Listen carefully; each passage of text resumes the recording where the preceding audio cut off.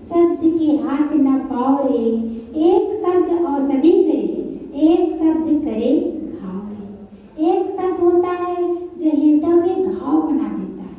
कहे तलवार का घाव तो मिट जाता है, क्या बोली का वाणी का घाव मिटता है? जब तक जीवन रहेगा वो घाव बना रहेगा मरते तक। एक शब्द होता है जो स्वस्थ व्यक्ति को बीमार बना देता है, एक शब्द होता है जो बीमार व्यक्ति को स्वस्थ बना देता है। तो हम सब किसके बच्चे? गुरु के बच्चे। सबसे अच्छे से बोले, जब अच्छे से बोलेंगे सबके दिलों में राज करेंगे। एक ही जबान ही तो होती है। कहे देखिए इस जीव से, जबान जो जीव होती है इसमें कोई हड्डी नहीं होती है, लेकिन हड्डी तोड़वा देती है। हड्डी तोड़वा देती है ना। अगर आप कुछ उल्टा सीधा किसी को बोलिए, कैसे लड़ने के लिए तैयार रहता है इंसान।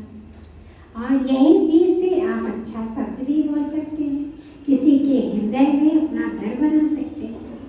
कहे एक वाणी होती है, एक शब्द ही होता है, किसी के दिल में उतर जाते हो आप, उसके हृदय में जगह बना लेते हो। एक वाणी ही शब्द ही होता है, दिल से उतर जाते हो।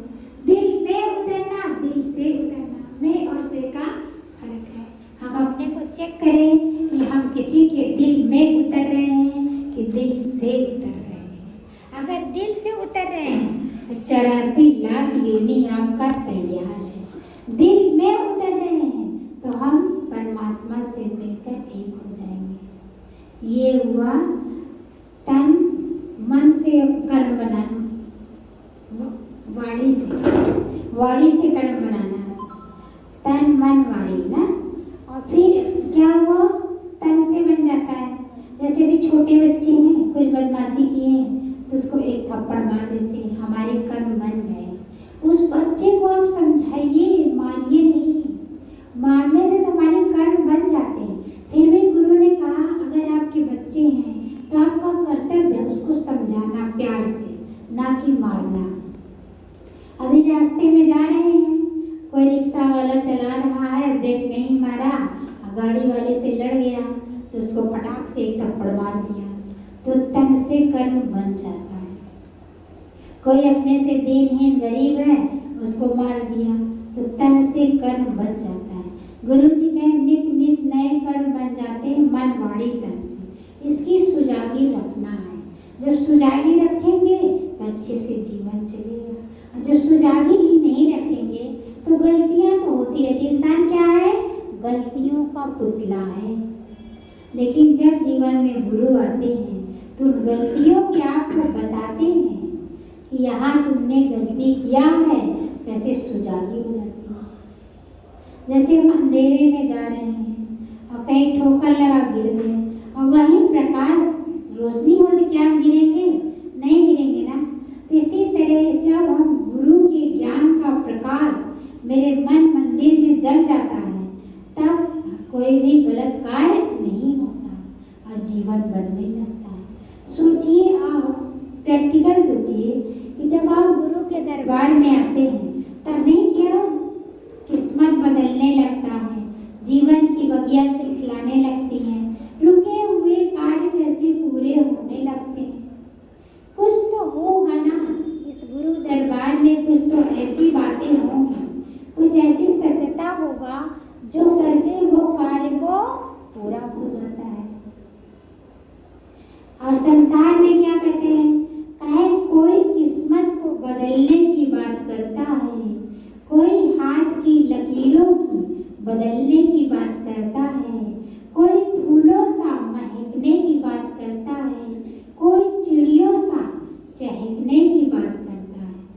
मेरा सतगुरु कितना प्यारा जो हम सब के साथ चलने की बात करता है।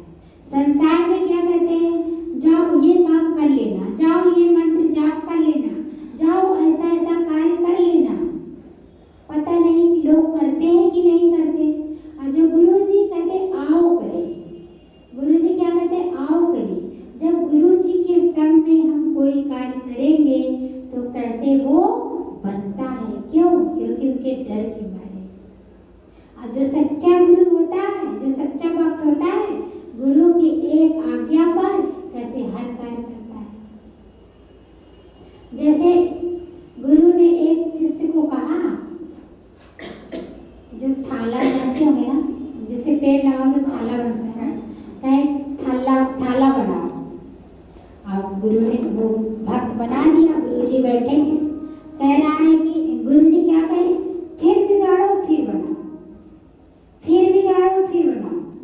देखो वो जो भक्त था उसको गुरु के प्रति कितनी श्रद्धा थी, कहीं अंधी श्रद्धा, अटूट विश्वास, अथाह प्रेम था। और भी 2-3 शिष्य थे, सबको बोले जाओ थल्ला बनाओ थल्ला बिगाड़ो, थल्ला बनाओ थल्ला बिगाड़ो।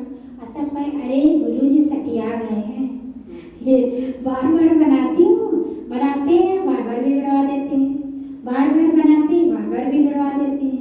और जो सच्चा भक्त था, सच्चा शिष्य था, और सब चले गए, कहे कि समय बर्बाद करना है, बार बार गुरुजी से कह रहे हैं थल्ला बनाओ थल्ला बिगाड़ो। और जो सच्चा शिष्य था वो बनाता रह गया। और जब बनाता रह गया तो गुरु उठे और उसको गले से लगाए, कहे बेटा सब तो चले गए, तुम क्यों नहीं गए? कहे गुरुजी आपके प्रति मुझे अंधी श्रद्धा, अटूट विश्वास, अथाह प्रेम है, आप जो कहोगे वो सत्य है, वो सही है, मेरे लिए हितकारी है। कहे कैसे? कहे गुरु भी आजमाते हैं, देखिए मेरी ये आज्ञा का पालन करता है कि नहीं। क्योंकि गुरु कभी उल्टा सीधा भी चलते हैं अपने भक्तों को आजमाने के लिए। इसीलिए तो थल्ला बना बोले, वो बनाता गया, बिगाड़ता